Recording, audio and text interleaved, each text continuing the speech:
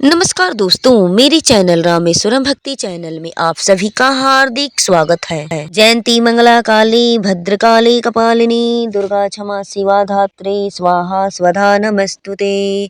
ओम सर्वबाधा प्रशमनं त्रैलोक्य साखिलेश्वरी एवमेव त्वया कार्यम सिद्धि विनायकम। दोस्तों, इस वीडियो में हम जानेंगे गुप्त नवरात्रि 2024 में कब से प्रारंभ हो रही है।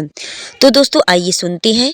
माघ माह के शुक्ल पक्ष की गुप्त नवरात्रि पंचांग के अनुसार इस साल 2024 में गुप्त नवरात्रि का प्रारंभ 10 फरवरी दिन शनिवार से हो रहा है और गुप्त नवरात्रि का समापन यानी समाप्ति तिथि होगी रविवार 18 फरवरी 2024 को। हमारे हिंदू धर्म में नवरात्रि का विशेष महत्व होता है। नवरात्रि के 9 दिनों तक चलने वाले इस पर्व में शक्ति की साधना सबसे ज्यादा की जाती है। दोस्तों, हिंदू धर्म में वर्ष में 4 नवरात्रियां पड़ती हैं, यानी 4 बार नवरात्रि का पर्व मनाया जाता है।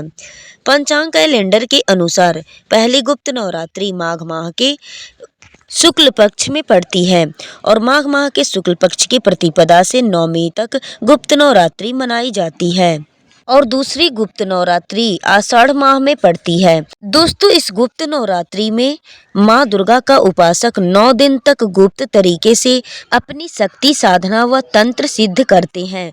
गुप्त नवरात्रि में तांत्रिक अपने विद्याओं की सिद्धि करते हैं और किसी भी तंत्र विद्या मंत्र जाप के लिए गुप्त नवरात्रि विशेष महत्वपूर्ण माना जाता है। दोस्तों, पूरे वर्ष में 4 नवरात्रियां होती हैं, जिसमें 2 गुप्त नवरात्रि और 2 प्रकट नवरात्रि। चैत्र नवरात्रि तथा आश्विन माह यानी क्वार माह में शारदीय नवरात्रि प्रकट नवरात्रि को सभी लोग जानते हैं और सभी हिंदू धर्म के लोग इसे मनाते भी हैं। लेकिन गुप्त नवरात्रि को सभी लोग लगभग नहीं जानते हैं। लेकिन अगर आप गुप्त नवरात्रि में कोई भी गुप्त मनोकामना को मन में रखकर अगर आप गुप्त नवरात्रि में माँ दुर्गा का पूजन करते हैं और कलश स्थापना करते हैं और किसी भी मंत्र का अगर आप जप करते हैं या हनुमान जी की पूजा करते हैं या बालाजी का पूजन आप करते हैं या फिर हनुमान चालीसा का पाठ करते हैं, तो आपका कोई भी मंत्र जप पूजा पाठ आप करेंगे तो आपका पूर्ण रूप से वह सिद्ध हो जाएगा। और क्योंकि यह गुप्त नवरात्रि है, इसमें गुप्त में रखी हुई मनोकामनाएं पूर्ण होती हैं और आपके अगर जो भी इष्ट देव हों आप उनका पूजा जप करें वह बड़ा ही सिद्ध होगा इस गुप्त नवरात्रि में। दोस्तों, इस गुप्त नवरात्रि का नाम ही गुप्त नवरात्रि है, यानी गुप्त तरीके से आप माता की पूजा आराधना अर्चना करें और गुप्त तरीके से अपनी मनोकामनाओं को माता के चरणों में बोल दें, रख दें। आपके सारे गुप्त मनोकामनाएं माता मिनटों में ही पूरी करेंगी और गुप्त नवरात्रि का मतलब इतना विशेष महत्व है। दोस्तों, आप नाम से ही अंदाजा लगा सकते हैं इस नवरात्रि का कितना बड़ा महत्व है। दोस्तों, देवी भागवत पुराण में माँ दुर्गा की पूजा के लिए इन 4 नवरात्रियों का उल्लेख किया गया है। दोस्तों, जैसे प्रकट नवरात्रि में माता की पूजा माँ के विभिन्न स्वरूपों में की जाती है, वही गुप्त नवरात्रि में देवी दुर्गा की पूजा उनके विभिन्न रूपों की पूजा हम उनकी शक्ति रूप में करते हैं। जैसे गुप्त नवरात्रि की पूजा साधना किसी को बताकर नहीं की जाती है। गुप्त नवरात्रि में 9 दिनों तक गुप्त अनुष्ठान भी किए जाते हैं। इन गुप्त नवरात्रि में देवी दुर्गा के 10 रूपों की महाविद्या की पूजा साधना की जाती है। मान्यता यह भी है कि इस नवरात्रि में देवी साधना से शीघ्र ही प्रसन्न होती हैं, यानी माता बहुत ही जल्दी प्रसन्न होती हैं और अपने भक्तों की मनोवांछित फल को प्रदान करती हैं। जितना ही आप गोपनीय तरीके से माता की पूजा अर्चना करेंगे, कलश स्थापना करेंगे और अपने मनोकामनाओं को उनके सम्मुख बोलेंगे, तो उतने ही गुप्त तरीके से आपके जो भी गुप्त मनोकामनाएं होंगी वो माता आपकी पूरी करेंगी। और गुप्त नवरात्रि में अखंड ज्योति भी जलाई जाती है।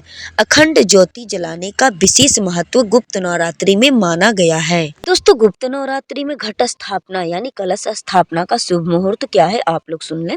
घट स्थापना शनिवार के दिन 10 फरवरी 2024 को 8:45 से लेकर सुबह 10:10 तक कुल अवधि पूजा का 1 घंटा 25 मिनट का है। कि माता का पूजा करना चाहते हैं वो लोग कर सकते हैं। इस समय घट स्थापना यानी कलश स्थापना का सर्वश्रेष्ठ मुहूर्त है। बाकी समय भी मध्यम शुभ रहेगा। यानी आप 10 फरवरी को दिन शनिवार के दिन आप पूरे दिन यानी कलश स्थापना कर सकते हैं जब भी मतलब आप कराना चाहें। लेकिन शुभ समय जो हमने आपको बताया कि सुबह 6 बजे से 11 बजे तक रहेगा। तो आप इसी टाइम में अगर कलश स्थापना माता का कर दें तो बेहद ही मतलब शुभ फलदायक रहेगा। दोस्तों, आप गुप्त नवरात्रि में दुर्गा सप्तशती का पाठ करें, हवन करें, दुर्गा चालीसा का पाठ करें और विंध्यवासिनी स्तोत्र पढ़ें, विंध्यवासिनी चालीसा पढ़ें। आप जो भी मतलब पुस्तकें पढ़ेंगे, पूजा पाठ करेंगे वो आपका बहुत ही सिद्ध माना जाएगा। इतना मतलब गुप्त नवरात्रि का महत्व है। दोस्तों, गुप्त नवरात्रि में माता के पूजन के लिए आप सामग्रियां नोट कर लें कि कौन कौन सी सामग्री आपको रखनी है।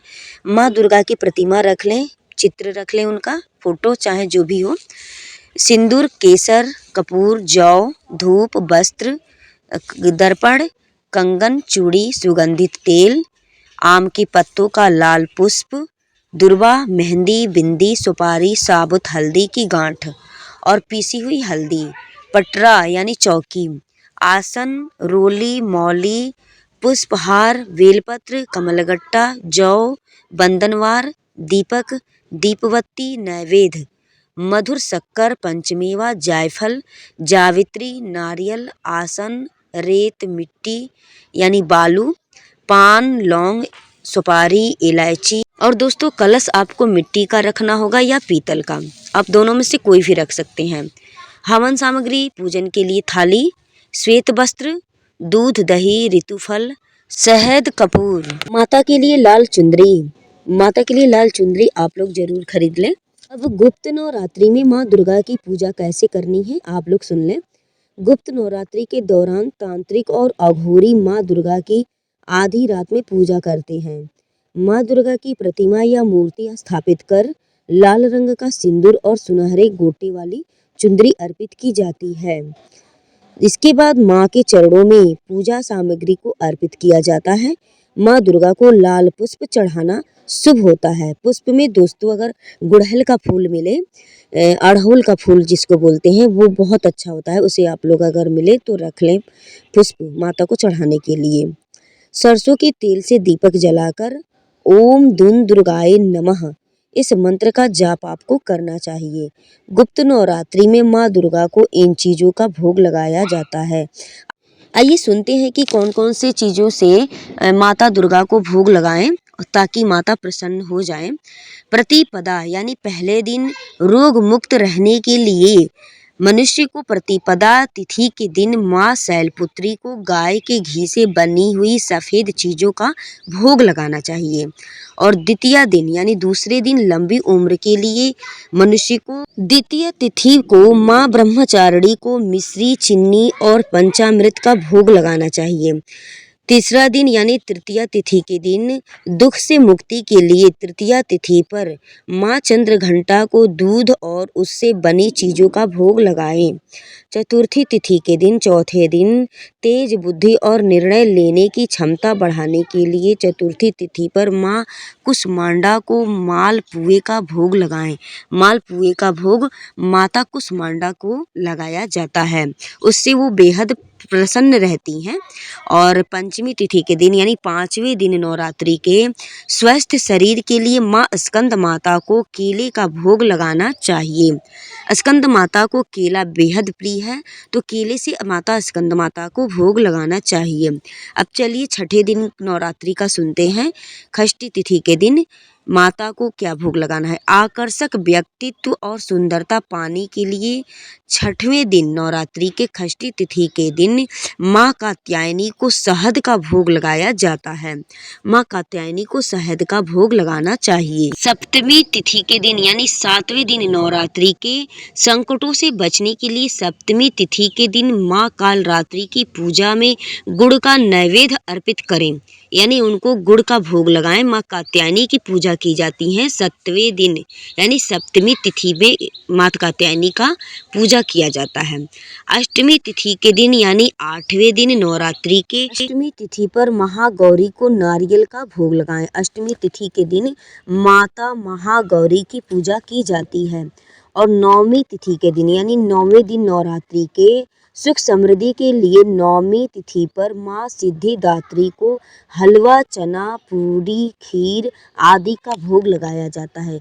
यानी हलवा बनाया जाता है चना पूरी का, माता को 9वीं के दिन पूजन किया जाता है।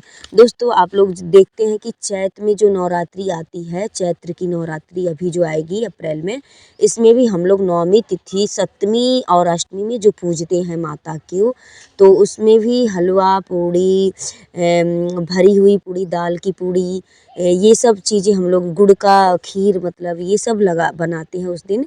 तो इसमें भी जो है कि वैसे ही पूजा करना है माता का 9वीं तिथि के दिन। इसमें मतलब हलवा, चना, पूड़ी, खीर ये सब चीज़ें बनानी है। तो खीर बनाना है दोस्तों आपको, तो खीर दूध का नहीं बनाना है आपको, सिर्फ चावल और गुड़ का हम लोगों का खीर बनाना है, जिसको हम लोग गाँव में रसियाव बोलते हैं उसको। वो शुभ माना जाता है, किसी भी काम के लिए हम लोग रसियाव बनाते हैं। तो आप लोग वही जो है कि बनाएं, दूध डालकर उस दिन न बनाएं। दोस्तों 10 फरवरी को घट स्थापना शैलपुत्री जी की पूजा की जाएगी। 11 फरवरी को ब्रह्मचारिणी जी की पूजा की जाएगी और 13 फरवरी को कुसमांडा की पूजा की जाएगी। 14 फरवरी को स्कंद माता की पूजा की जाएगी। 15 फरवरी को कात्यायनी माता की पूजा की जाएगी। 16 फरवरी को कालरात्रि की पूजा की जाएगी। 17 फरवरी को दुर्गा अष्टमी महागौरी की पूजा की जाएगी। 18 फरवरी को सिद्धिदात्री की पूजा की जाएगी। उसके बाद से कन्या पूजन उसी दिन किया जाएगा और नवरात्रि का पारण भी उसके बाद से किया जाएगा। हवन भी उसी दिन किया जाएगा। तो दोस्तों आपको हमारी वीडियो जानकारी अच्छी लगी हो तो आप हमारे चैनल को अवश्य सब्सक्राइब, लाइक और बेल आइकन को प्रेस कर लें, ताकि हमारी अगली वीडियो आप तक आसानी से पहुंच सके। वीडियो में लास्ट तक बने रहने के लिए आप सभी का मेरी तरफ से बहुत बहुत धन्यवाद।